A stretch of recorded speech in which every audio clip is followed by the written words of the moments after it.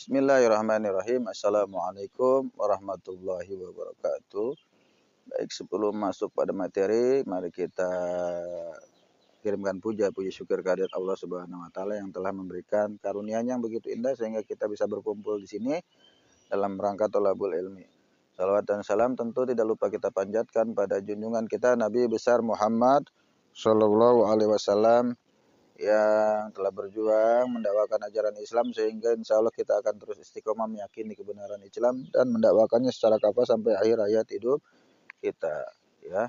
Tuhan yang dirahmati Allah, baik sebelum masuk materi seperti biasa kita tawasul Fatihah dulu kepada guru-guru kita, para masyayikh, para aulia Allah, para habaib yang telah mendahului kita. Mudah-mudahan mereka semua ditempatkan di tempat yang layak dan menjadi kekasih-kasih Allah dan dikumpulkan bersama Rasulullah SAW, dan kita mengharapkan karomahnya dari beliau. Wasilah Fatihah ini semoga menjadi wasilah kita menjadi semakin dekat dengan Allah, nular keilmuannya dan kita nular kewaraannya, dan kita juga terus dimampukan oleh Allah untuk istiqomah berada pada jalan yang lurus, jalan Islam yang benar-benar memperjuangkan seluruh hukum-hukum Allah secara kafah. Iwan wa ahwatu fillah yang dirahmati Allah, baik kita akan bicara terkait masalah polemik perdebatan antara di mana pelantikan Pak Prabowo Subianto nanti, apakah di Jakarta, apakah di IKN, karena memang saat ini kita masih dalam proses transisi pemindahan ibu kota dari ibu kota DKI Jakarta ke ibu kota Nusantara Kalimantan Timur, ya. Secara konstitusional tidak tertulis di situ di mana harus dilantik kepala negara terpilih. Hanya disebutkan bahwa kepala negara terpilih akan dilantik di hadapan Majelis Permusyawaratan Rakyat. Kalau dalam Islam disebut ahli wal akdi atau Majelis umat, ya. Atau disebut dalam bahasa kita baiat in ikot, yaitu baiat untuk meyakinkan, untuk melantik, meresmikan, melegitimasi atau legislasi keabsahan dari kepala negara terpilih. Ya, dalam Islam nggak dijelaskan, nggak diatur di situ. Kalau perkara-perkara yang nggak diatur, selama tidak ada dalil yang mengharamkan, maka hukumnya mubah. Maka kalau sudah mubah berarti pilihan. Ya, kalau kita ngelihat dari sudut pandang berarti Pak Prabowo boleh dilantik di Jakarta, juga boleh dilantik di IKN. Tapi kalau ngelihat aspek masalah dan madorotnya, lebih baik di Jakarta daripada kita harus ke IKN. Itu justru membuang-buang APBN. Kita harus menghemat APBN karena hutang kita sudah semakin banyak, sekitar 8.000 triliun, ya. Bagaimana bisa kita mau mensejahterakan rakyat secara masif, secara maksimal kalau utang kita sendiri masih banyak, ya. Iwan wa bilang dirahmati Allah. Yaitu yang kemudian diperdebatkan bagian kalangan khawatir ketika kita salah ngambil keputusan akhirnya menabrak konstitusi negara. Dalam Islam justru perdebatan itu hanya bisa dihilangkan dengan keputusan pemimpin kepala negara. Nah, dalam ini ya Pak Jokowi sebagai presiden yang masih sah saat ini menjabat sebagai presiden, walaupun umurnya tinggal berapa hari lagi, tinggal 2 hari lagi, ya, kurang lebih, tapi dia harus mengeluarkan kepres sebelum pelantikan itu terlaksana.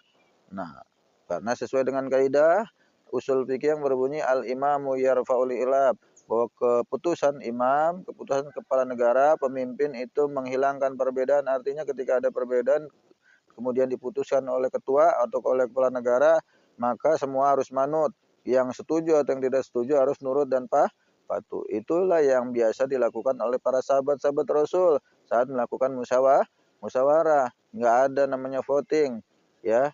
Nggak ada yang namanya voting. Walaupun voting hukumnya mubah, boleh-boleh aja.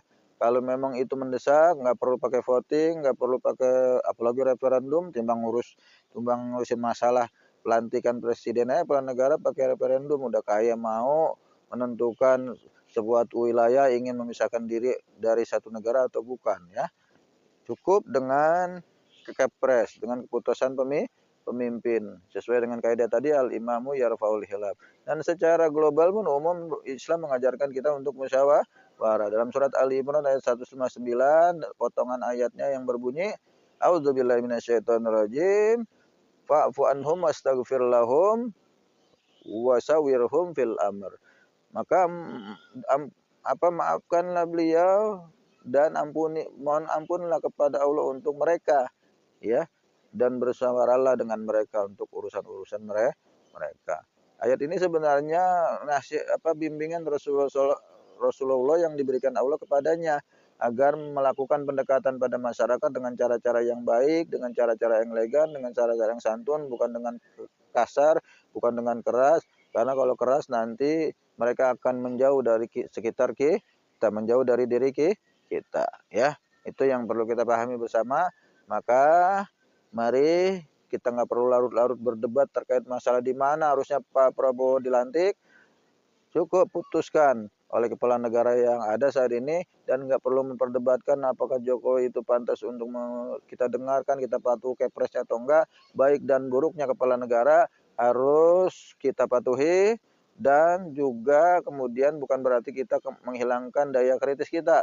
Tetap daya kritis kita terhadap kebijakan-kebijakan di negara di masa lalu yang memang masih berlaku secara hukum atau tidak berlaku surut dan masih bisa kita usut tuntas, maka usut dengan cara-cara yang baik, tentunya melalui prosedur mekanisme hukum yang berlaku, bukan cara-cara yang brutal, bukan cara-cara yang justru destroy, merusak atau destruktif, ya.